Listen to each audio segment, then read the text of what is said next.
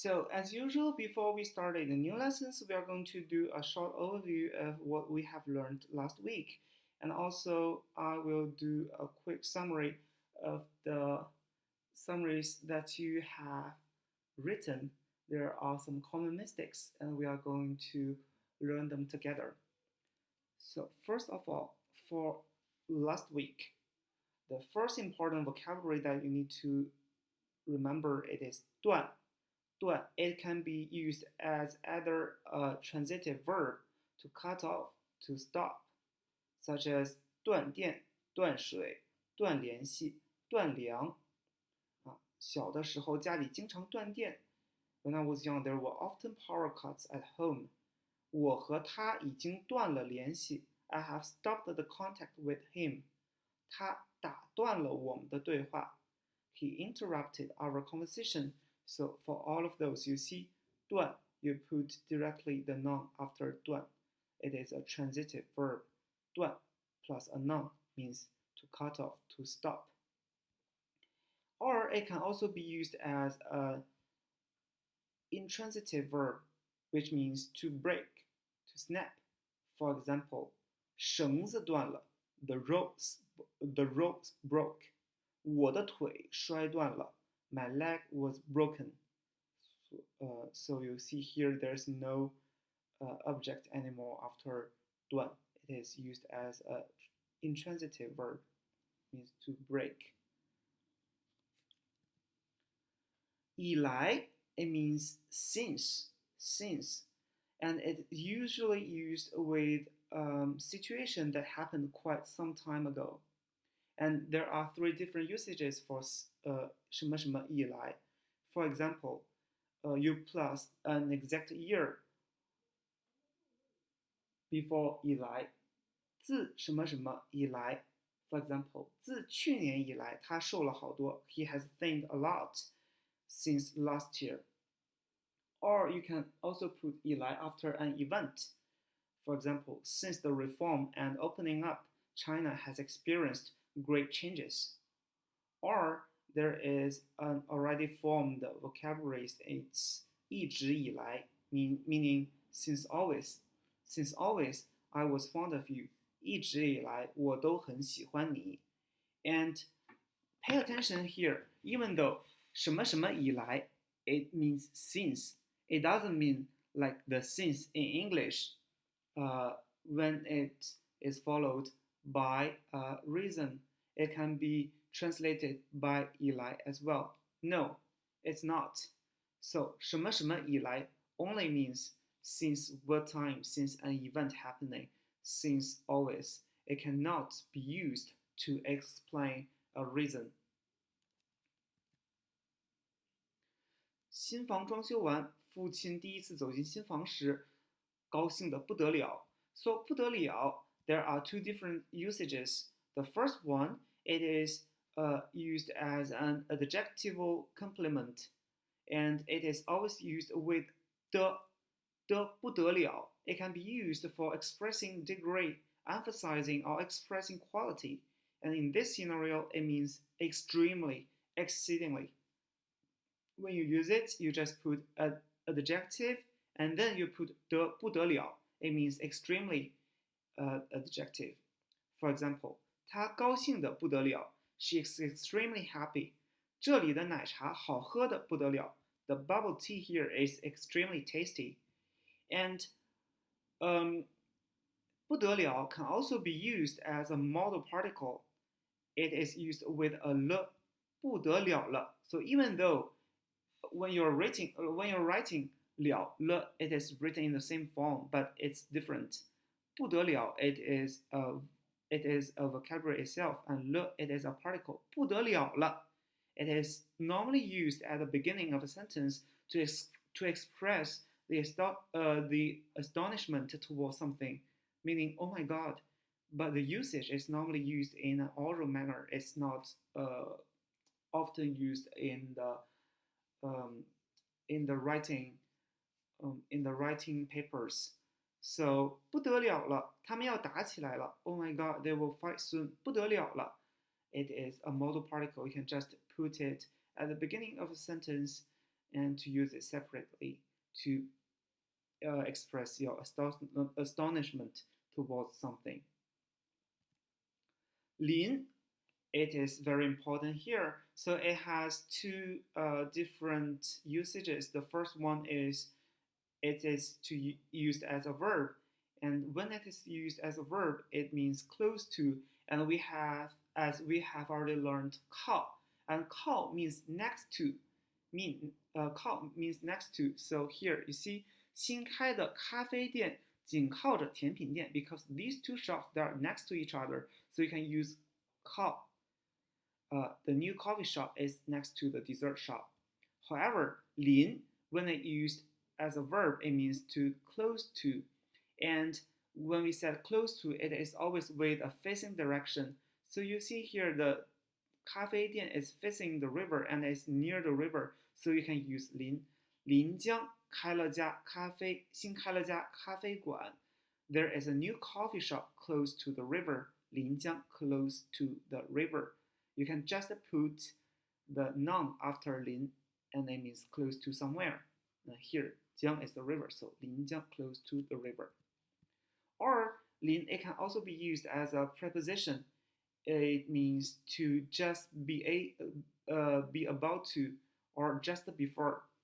And while using this, you need to put the verb after 临. For example, 这本书是我临离开北京时买的. I bought this book just before I left Beijing. So 离开 left, this is the verb. So just before I left, you need to put 离开 the verb after 临. So just before I left Beijing. 你是不是喜欢在临睡前吃些点心? So 睡 sleep. So 临睡 it means just before you sleep. Why do you like to have some desserts right before you sleep? So these two usages of 临, did you get it? The first one is to be used as a verb, meaning close to, and the second one is to be used as a preposition, meaning to be about to do something.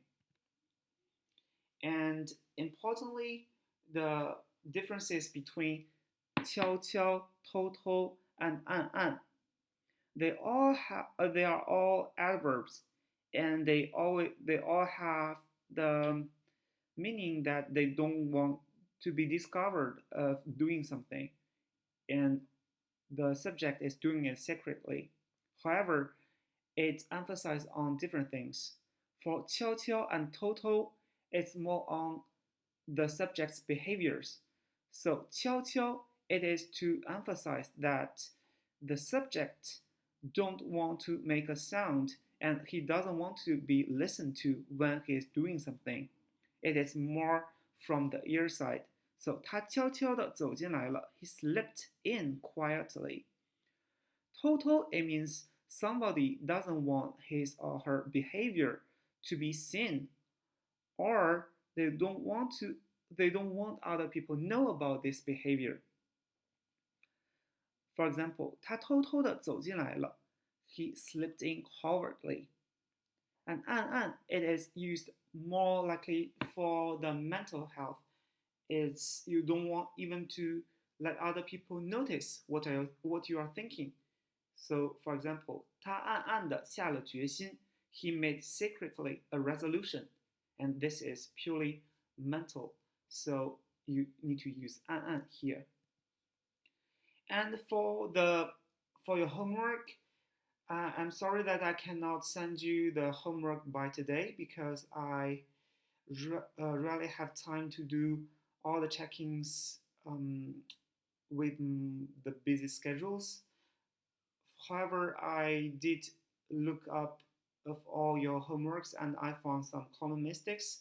Before I told you about these common mistakes, there are several points that I want to stress out to you to make you better use these learning materials and use these learning method.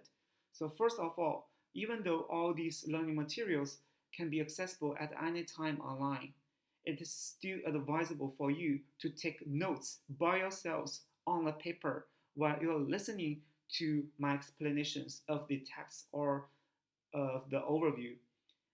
There is a Chinese saying goes, The palest ink is better than the best memory. 好记性不如烂笔头. So you need to practice writing it again and again on your own paper because I found out that many of you had already made a lot of mistakes while you are writing summaries, and the typos can be surely avoided if you have already written them by your own hands. So please make sure that you are taking notes on a paper while you are listening to these materials, other than just listening to them um, and to memorize them into and try to memorize them. It's not that efficient. And secondly, uh, well, afterwards, when you are going to write either an article or a summary, try to use the vocabularies and expressions that you have already learned and you are confident with. By this I don't mean that you need to use the vocabularies only within the HSK5. You can also use the vocabularies that you have already learned before. However, when you use it, try to make sure that every sentences you have written are correct from a lexical and grammatical point of view. And it is only in this way that you can make a rapid improvement of your Chinese. And the third one is try to write in Chinese with a Chinese man side, especially when you are using adverbial modifier and attribute modifier. Because in Chinese, the adverbial modifier and attribute modifier should be placed before the verbs or the nouns. It is describing, it is contrary to the case in English. So while you are trying to write something in Chinese, make sure that you are thinking as a Chinese people, and so that you won't make any mistakes from the order of the sentence point of view. So, firstly, the common mistakes, typos. There are a lot of typos. Before I told you all, before I explained all the typos to you, afterwards, when you are going to type in simplified Chinese on your own computer, try to use the Roboto Police. It is a police developed by Google. It is very useful and it's clear. It's simplified. So don't use other police because sometimes the police it is too artistic and it can be written in the wrong way. When you are starting to learn Chinese, I strongly recommend you to download Roboto Police and to use it on your own computer. So let's screen the typos one after another. First of all, 听过前两对夫妻的故事，评委等待了最后一堆。So 最后一堆，一堆 it means a pile, but here it is a classifier. It means a pair, a pair. So it should be 一对，一对. So this is a typo, and you cannot just put a classifier after a verb. You need to put a noun after a verb, and the classifier should be put before a noun as well. So that's why I put 一对夫妻，一对夫妻，等待最后一对夫妻。So here, 等待, it means wait. You can say wait for somebody, but it's when you are talking about I'm waiting for you for so long. 我等你等了很久了. You can only use wait for somebody in this case. Otherwise, it is always wait for something. For example, in this case, it's the judges, they are not waiting for the third couple, they are waiting for the coming of the third couples. So you need to say 评委们等待最后一对夫妻的到来的到来 they're coming. And 男人终于睡醒了，给评委将他们的故事。将 it means will. However, here it's 讲 to tell. So 讲 it's written in this way. 可是妻子告诉他，男的没有睡好，应该再等一会儿。So first of all, 男的 it is very oral expression, and you cannot use it in a writing file. So here you can replace it simply as her husband, 她的丈夫。应该再等一会儿。再 when you are talking about again, it is this 在 not this 在 because this side it means somewhere, it means in or at. However, this means again, again. 听到了这首古诗 In fact, 这首古诗 it means this ancient poem. I think you're talking about 这个故事 this story 这个故事 So the pronunciation can be the same but with different tone. You see how it varies. And when you are typing, I want you to make sure that you are typing the right thing. 这个故事 this story. 评委以为第三对夫妻对比前俩更恩爱，就把奖给了他们。So first of all, 奖就把奖 the prize 奖 is this will and the prize is 奖，把奖给了他们 give them the prize. And 以为 we are going to talk about that later on. 以为 it means you think about something but actually it turned out to be wrong. So it's wrong. And 对比 we are going to talk about this later on as well. 17年的婚姻生活中，真没想到他们居然从来没任何事红过脸，也吵过架。第二对夫妻一真相亲相爱，相亲如宾。So for the typos, 任何事 the 事 is the thing is written in this way, and this 事 is be. It's just be. You cannot use any be, right? It's anything. So make sure that you are writing it in a good way. 一直 make sure that the 直 and 真 when you are using 直 there is no 2 points under beneath. So it's 一直 and this is 真 it means real. 相敬如宾 it's written in this way. 相敬如宾 or 相亲相爱 is different. 相敬如宾敬 J-I-N-G with the fourth tone. 敬相敬如宾 to respect each other as guests. And here actually there are two usages, misuse of the verbs. Here you need to add a 为任何事红过脸 for anything, to brush their face for anything. You cannot just put anything here because there is no preposition to make it before the verb. And 也吵过架 but actually they have never fought before. So you need to put it in a negative way, even though it's following a negative sentence already. You need to put it in a negative way as well. So 也没吵过架 they have never done something 也没吵过架 they have never fought against each other. We are going to talk about it later on as well. 评委们盯不到他们夫妻俩的叙述 So 盯 it means bite, but actually it is they cannot hear, they cannot listen to.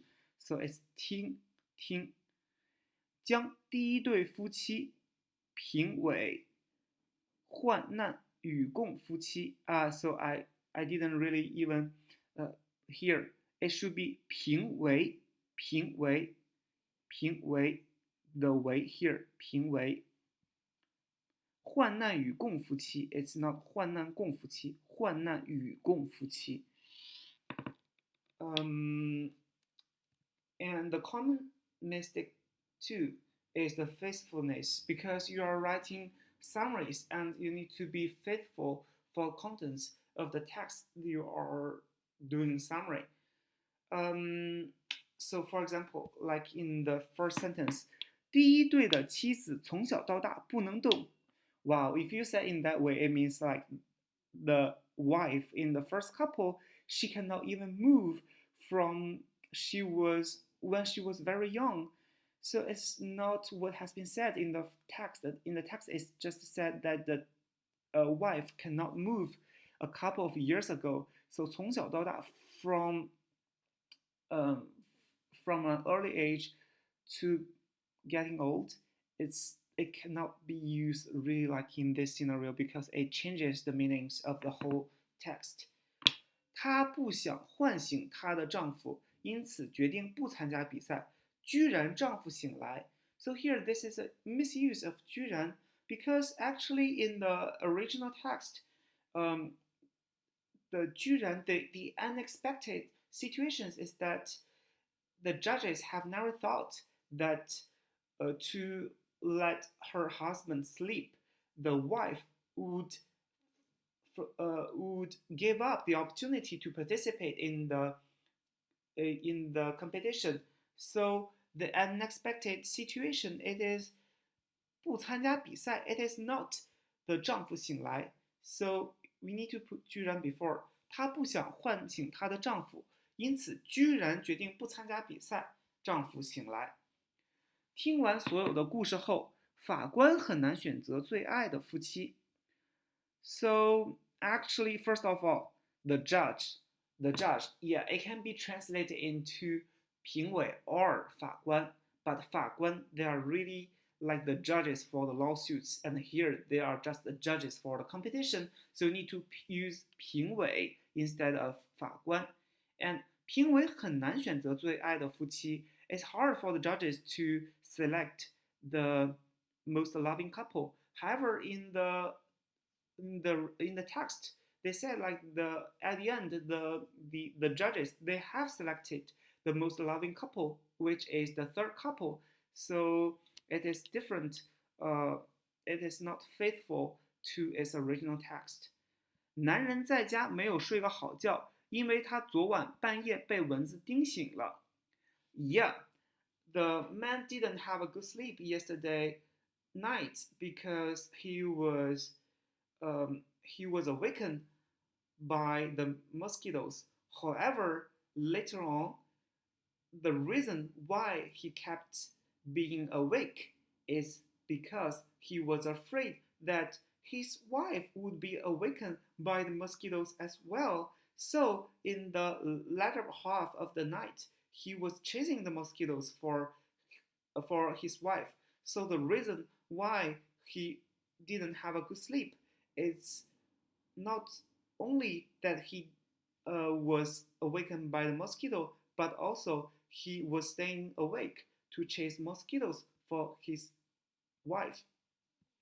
因此，妻子让她的丈夫睡靠在她的肩膀上，对评委们没讲他俩的爱情的故事。So firstly, for the order of the sentence, here, 靠在什么什么上 this is an adverbial phrase, and 睡 it is a verb. So this adverbial need to be placed before the verb. So it should be 因此，妻子让她的丈夫靠在她的肩膀上睡。对评委们没讲 actually to put 对什么什么 in an 对什么什对 somebody do something, to put it in a negative way, you need to put 没 before 对，没对 somebody do something. So this is the right negative way. So 没对评委们讲他俩的爱情故事. So this is the right way to phrase the whole sentence. And to translate this sentence, so therefore the wife lets her husband lean against her shoulders to sleep, and she didn't tell their loving stories to the judges. But actually, the wife just wanted to give up the competition, and they told their story at the end. So this is not what is actually said in the text in the original text.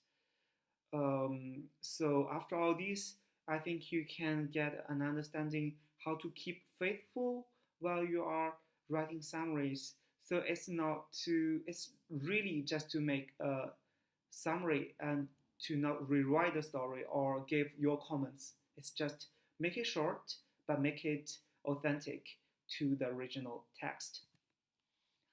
And we are going to distinguish some misuse of words. First of all, 对比, it has two different usages. It can be used as a verb to compare something, or it can be used as a noun, comparison. When it is used as a verb, for example, you can just put the noun afterwards. For example, 对比这两本书 compare these two books. Or when it is used as a noun, it's 经过对比 after the comparison. After the comparison, 经过对比. And if you want to say, then in a comparative degree, you cannot use 对比 in this scenario because it cannot be used to indicate then in a comparative degree. It is just to mean to compare, the action of to compare or the non-comparison. Instead, if you really want to say then something, you need to use 比. For example, the first couple is more loving than the second one. So it's 第一对夫妻比第二对夫妻更恩爱。And you cannot say 第一对夫妻对比第二对夫妻更恩爱。No, it's wrong. It's wrong. And 从来 always. It is a word which is often used in a negative manner to mean never. Even though the word itself, it means always, but it is often used in the negative manner with other adverbs. For example, 不 or 没. If you use 从来不, it means never do. If you say 从来没, it means you have never done. For example, subject 从来不 and you plus a verb phrase.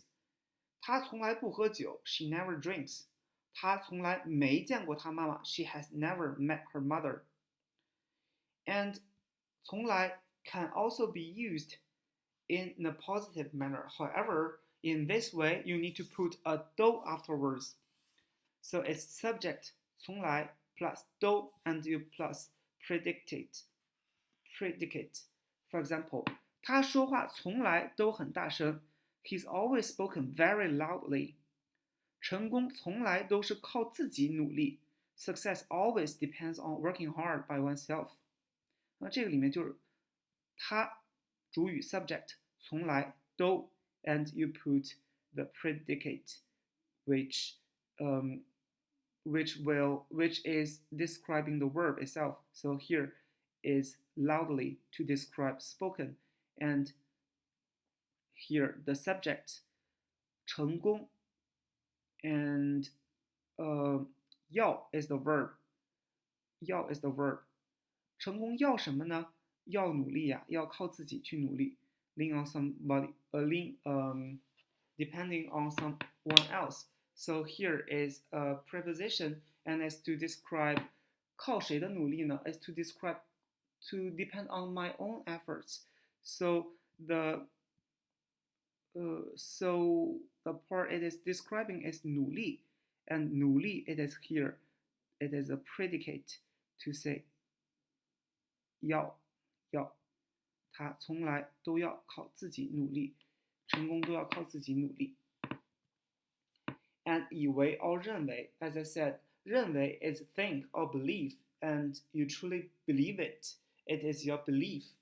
However, 以为 means you thought about something, but you were actually wrong in the fact. For example, 我以为你是美国人 would mean that I thought you were an American, with implied meaning that actually the person I was talking about is not American. I just had a wrong impression. And an example is that 我以为他没有女朋友 I thought he didn't have a girlfriend, but the implied meaning is that but actually he does. So this is the difference between 以为 and 认为. 以为 you thought about something, but actually it turned out to be wrong. And 认为 it is you believe something, it is your belief. 到头来 finally, it means finally, but in the sense following a precondition, finally something happens. It cannot be used to indicate the order, such as when it is used in firstly, next, finally. And in addition, it is more used in oral language, 到头来. For example, 如果你学习不努力，到头来就不会有好成绩. If you don't study hard, finally you won't get a good result. So here, there is a precondition. If you don't study hard, so finally, and then until the end, you won't get a good result. This is how it is used, 到头来. And if you want to really express finally in the logical manner, you can use 最终 or 最后。So 最后让我们总结一下。Finally, let's make a conclusion. So this is the difference between 到头来 and 最终。And another very important point, 为了因为 because last week we had a huge misunderstanding about where to put 为 or 为了 and also I saw in your homework that when you are using these words you tend to mistake the three, so we are going to learn them together. So in general, 为 is usually translated as for, and 为了 is translated as for the purpose of, and 因为 is translated as because. And to effectively tell them apart and use them correctly, we need to look into their focus and sentence and the different sentence structures. For 为, for, when 为 is used as for, its function is to state that the action is done for someone for something. So an indirect object must be added immediately after. So you need, the order should be subject, 为, and you put immediately the indirect object, and you plus a verb or an adjective, and you plus the direct object. For example, 我为你做了一个蛋糕. I made a cake for you. So here, 为, it is a preposition, and 你, it is the indirect object. For you, right? It is indirect, but you put it here just after 为你, and you plus a verb 做 make, and object a cake 一个蛋糕。妈妈为我们牺牲了很多。My mom has sacrificed a lot for us. 这个里面妈妈主语 subject 为谁呢？为我们。It's 妈妈牺牲了很多，为了我们 for us is also indirect, so you put it directly after 为我们牺牲了很多。我想为这幅画安装一个画框。I want to install a frame for this painting. 我 again subject 想 I want 为 this is the preposition, and this is the indirect object, this painting, and the true verb 安装 install what? The direct object is a frame. And when you want to put 为 in a negative manner, you need to put 没 or 没有 before 为. For example, 我没为你做蛋糕 or 妈妈没为我们牺牲很多. Like this, you just put 没 before 为, okay? And 为了 for the purpose of, the function of this word is similar to 为, but instead of stating the indirect object of the action, 为了 points out the purpose. Depends on the focus of the sentence, this word can be used with two structures. So 为, it was to emphasize on the indirect object, and 为了 is to point out the purpose. So once the focus is on the purpose, the structure should be 为了 and you plus the purpose, and later on the action is followed in another sentence.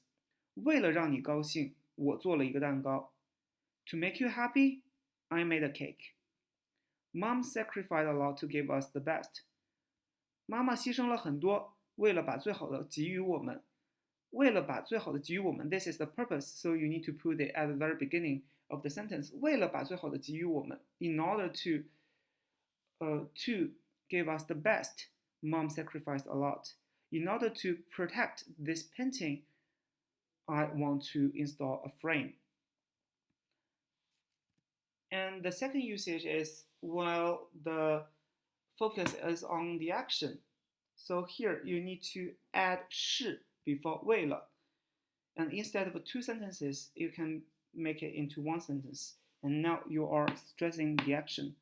我做了一个蛋糕是为了让你高兴. The reason why I made a cake is to make you happy. 妈妈牺牲了很多是为了把最好的给我们. The reason why my mom sacrificed a lot is to give us the best. And 我想安装一个画框是为了保护这幅画。The reason I want to install a frame is to protect the painting. So in these sentences, even though later on is they explain the purpose afterwards, but you can already feel that the real stress is on the action before they do this. It is for the purpose of doing something, but for the purpose is to describe why they do this. So the stress is on the action. In this case, you need to put 是 before 为了. And in this scenario, if you want to stress that somebody has done something, especially not for this purpose, you need to invert a bit the structure, such as subject plus 不是 plus 为了 plus purpose and plus 才 and action. 我不是为了让你高兴才做了一个蛋糕。我 subject 不是 not 为了 for 让你高兴的 purpose 才 so that 做了一个蛋糕 the action. I am not making this cake to make you happy. Did you get it? And 因为 it means because. Unlike 为 and 为了, the function of this word states the reason behind the action. The subject of the sentence may not necessarily have control over the cause. Depends on the focus of the sentence. There are also two main structures. So first of all, when the focus is on the action, this is a very common way to express causes. We put the action or the result firstly, and then the reason. Since the action goes first, it is the focus of the sentence, and the reason that comes later on is only here to add extra information. For example, 我饿了. This is the result. I am hungry. 因为早上没有吃饭 because I didn't have breakfast in the morning. 她汉语说得特别好 This is the result. She speaks Chinese very well. Reason because 因为她每天练习 She practices every day. 天空上有一道彩虹 There's a rainbow in the sky. 因为刚才下雨了 because it just rained. Sorry, I made a typo here. So you see, I made typo as well. You need to omit the because here. Or it can put the focus on the reason. And this structure is used to emphasize the reason by putting it before the action. And in this case, you need to use 所以. And the structure will be 因为 plus a reason, 所以 and plus a result. 因为早上没有吃饭，所以我饿了。Since I didn't get a meal in the morning, so I am hungry. 因为她每天早上练习 because of the everyday practices she did every day. 所以她汉语说得特别好 She speaks very well Chinese. 因为刚才下雨了 because it just rained. 所以天空上有一道彩虹 There is a rainbow in the sky. And you see here, even though I use since here, but you cannot use 从来 to translate since because it means because. It means because. And as it means because, it should be translated 因为. So to summarize, 为 it means for it to put the emphasize on the indirect object. For example, 我为自己请假了 I asked for a leave for myself. So the emphasis here is to say that it's not he is asking a leave not for the other people or for other things. He is asking this leave for himself. And 为了 is for the purpose of 为了令感冒早点痊愈，我请假了。So I asked for a leave in order to recover from a cold earlier. The speaker chose to ask for a leave for their body. So here the stress is on the purpose of asking this leave.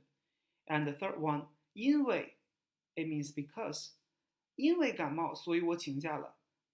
Because I got a cold, so I asked for a leave.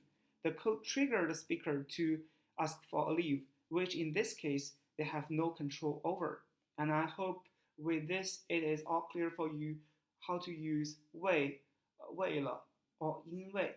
And later on, when you are using these three words, try to pay attention to the place where to put them. They are always put before the verb they are describing. Okay, that's all for the summary. I'll see you later on in the explanation of the second part of the second text. See you soon.